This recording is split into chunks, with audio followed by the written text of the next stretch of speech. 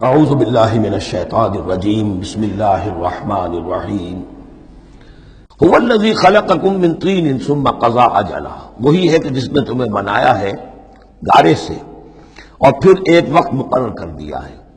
یعنی یہ کہ ہم ہر شخص جو ہے جس کو اللہ نے دنیا میں بھیجا ہے اس کا اس دنیا میں رہنے کا وقت معین ہے، اور ایک خاص اجل جو ہے اس کی اجلاً وہ یہ ہے کہ موت کا وقت معین ہے۔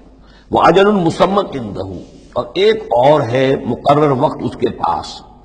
یعنی ایک تو ہے انفرادی موت، جیسے کہ حضور نے فرمایا من مات فقط قامت قیامتہ، ایک اجتماعی موت ہونی ہے اس دنیا کی، وہ اللہ نے خاص چھپا کر اپنے پاس رکھی ہے، جس کا علم کسی اور کو نہیں دیا۔ ثم انتم تمترون مسمى عنده واجل مسمى عنده، اور ایک اور ہے معین وقت جو اس کے پاس ہے۔ ثم انتم تمترون، لیکن تم شک کرتے ہو۔ وَهُوَ اللَّهُ فِي السَّمَاوَاتِ وَفِي الْأَرْضِ، اور وہی اللہ ہے آسمانوں میں بھی اور زمین میں بھی، ایک ہی اللہ ہے۔ یہ نہیں ہے کہ آسمانوں کا اللہ کوئی اور ہے، زمین کا اللہ کوئی اور ہے۔ ہاں فرشتے ہیں، فرشتوں کے طبقات ہیں، زمین کے فرشتے ہیں، فضا کے فرشتے ہیں، آسمانوں کے فرشتے ہیں، ہر آسمان کے فرشتے ہیں، پھر یہ کہ ملائکہ مقربین ہیں، لیکن ذات باری تعالیٰ تو ایک ہی ہے۔ یعلم سرکم و جہرکم، وہ جانتا ہے تمہارا چھپا بھی اور تمہارا کھلا بھی، ظاہر بھی۔ وَيَعْلَمُ مَا تَكْسِبُونَ، اور وہ جانتا ہے جو کچھ کہ تم کماتے ہو۔ کمانے سے مراد یہی نیکی یا بدی۔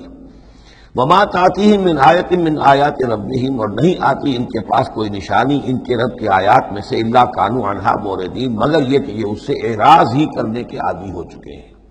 ہم نئی سے نئی صورتیں بھیج رہے ہیں، نئی سے نئی آیتیں نازل کر رہے ہیں، لیکن یہ اعراض پر تلے ہوئے ہیں۔ فَقَدْ كَذَّبُوا بِالْحَقِّ لَمَّا جَاءَهُمْ، تو اب انہوں نے جھٹلا دیا ہے حق کو جبکہ ان کے پاس آ چکا۔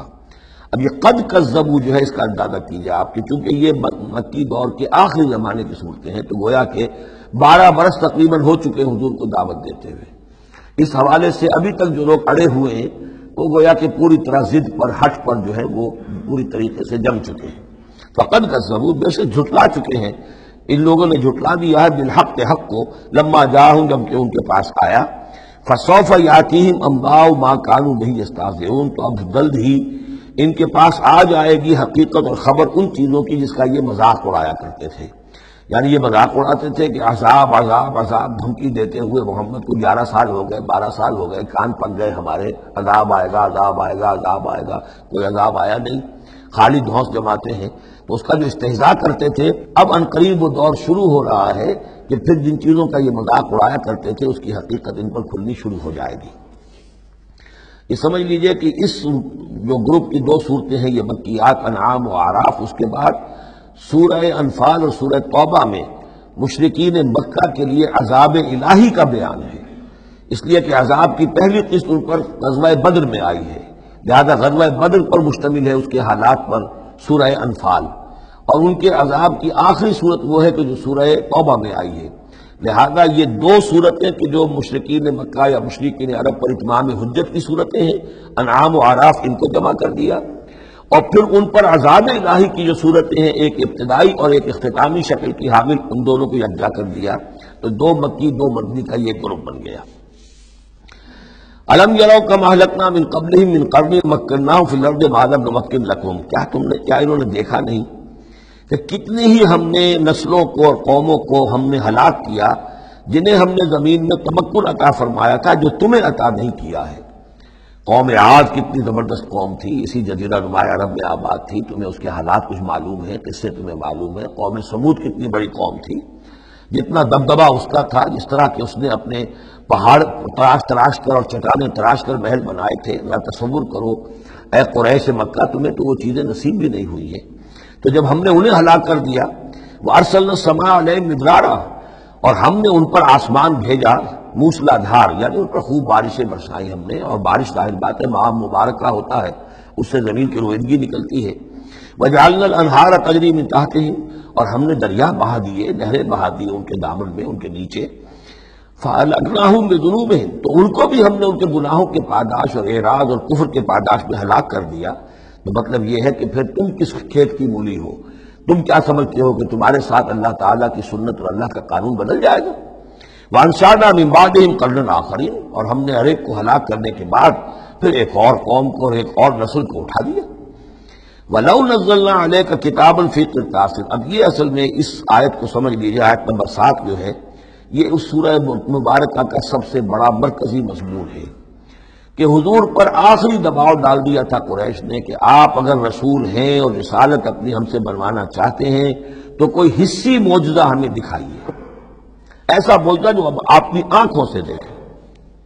مردہ کو زندہ کیجئے، آسمان پہ چڑھ کے دکھائیے، مکے میں ابھی کوئی باغ بنا دیجئے، یہاں کوئی چشمہ نیا نکال دیجئے، کوئی سونے چاندی کا محل دکھا دیجئے، آسمان سے اترتے ہوئے کتاب لے کر اترتے ہوئے ہم دیکھیں آپ کو۔ تو یہ ان کی طرف سے تقاضا جو ہے زور پکڑتے پکڑتے پکڑتے، اور یہ آپ دیکھیں کہ مسلسل چلے گا معاملہ۔ اب یہ اللہ تعالیٰ کی طرف سے فیصلہ یہ تھا کہ ہم نے ایسا کوئی معجزہ نہیں دکھانا۔ اب یوں سمجھے آپ کہ یہ چکی کے دو پارٹ تھے جن کے درمیان حضور صلی اللہ علیہ وسلم کی ذات آ گئی۔ بظاہر لوگوں پر یہ اثر پڑ رہا ہے کہ بھئی ہمارے جو یہ سردار ہیں قریش کے ٹھیک ہی تو کہہ رہے ہیں، عوام الناس کے اوپر یہ اثر پڑ رہا ہے کہ یہ رسالت کے مدعی ہیں، نبوت کے مدعی ہیں۔ موسیٰ نے کیسے معجزے دکھائے تھے یہ خود بتاتے ہیں، عیسیٰ نے کیسے معجزے دکھائے تھے یہ خود بیان کرتے ہیں، کیا وجہ ہے پھر کیوں نہیں معجزہ دکھاتے؟ تو گویا کہ ان کے لیڈروں نے عوام کی مت مار دی تھی، اور عوام جو ہے وہ کہہ رہے تھے کہ گویا کہ ان کی حجت محمد پر قائم ہو چکی ہے صلی اللہ علیہ وسلم۔ ادھر اللہ کا فیصلہ یہ ہے کہ ہم نے ایسا معجزہ نہیں دکھانا، جو بھی حق کا طالب ہے قرآن ہم نے نازل کر دیا ہے، یہی معجزہ ہے۔ تو یہ جو ہے رد و قضا اس میں جو ہو رہی ہے، اور اس میں واقعہ یہ ہے کہ کسی جگہ پر تو جا کر انسان کانپ اٹھتا ہے تصور کر کے کہ حضور صلی اللہ علیہ وسلم کی جو جان تھی، جان مبارک آپ کی کس قدر ضیق میں آ چکی تھی۔ ادھر اللہ کا فیصلہ اٹل ہے، ہم نے نہیں دکھانا۔ ادھر وہ کہہ دکھاؤ، اگر تم ہو واقعی، اگر نبی ہو رسول ہو تو معجزہ کیوں نہیں دکھاتے؟ تو اس کے درمیان گویا کہ ان کے لیے، اور یہ اس کا مرکزی مضمون ہے سورت کا، اور کچھ آگے چل کر جب یہ اپنے کلائمیکس کو پہنچے گا تو واقعہ یہ کہ رونگٹے کھڑے ہو جاتے ہیں۔ فرمایا وَلَوْ نَزَّلْنَا عَلَيْكَ كِتَابًا فِي قِرْطَاسٍ، اگر ہم نے اتار دی ان پر کوئی کتاب جو کہ کاغذوں میں لکھی ہوئی ہے، فَلَمَسُوهُ، اور وہ اسے چھو بھی لیں بِأَيْدِيهِمْ اپنے ہاتھوں سے، لَقَالَ الَّذِينَ كَفَرُوا إِنْ هَذَا إِلَّا سِحْرٌ مُبِينٌ، اس وقت بھی یہ کافر یہی کہیں گے کہ یہ کھلا جادو ہے، ہماری آنکھوں پر اثر ہو گیا تھا، ہماری نظر بندی کر دی گئی تھی۔ جس نے نہیں ماننا اس نے نہیں ماننا ہے، البتہ ہوگا کیا، ہم ایسا معجزہ دکھا دیں گے کہ مہلت ختم ہو جائے گی، پھر فوراً عذاب آئے گا۔ اس لیے ابھی ہماری رحمت کا تقاضا یہ ہے، ہم انہیں مہلت اور دینا چاہتے ہیں، ابھی اور اس کو دودھ کو بلونا ہے، شاید اس میں سے کچھ اور مکھن بھی نکل آئے، اس لیے ہم معجزہ نہیں دکھا رہے۔ معجزہ دکھائیں گے، مہلت ختم ہو جائے گی، عذاب فوراً آ جائے گا۔ صدق اللہ العظیم۔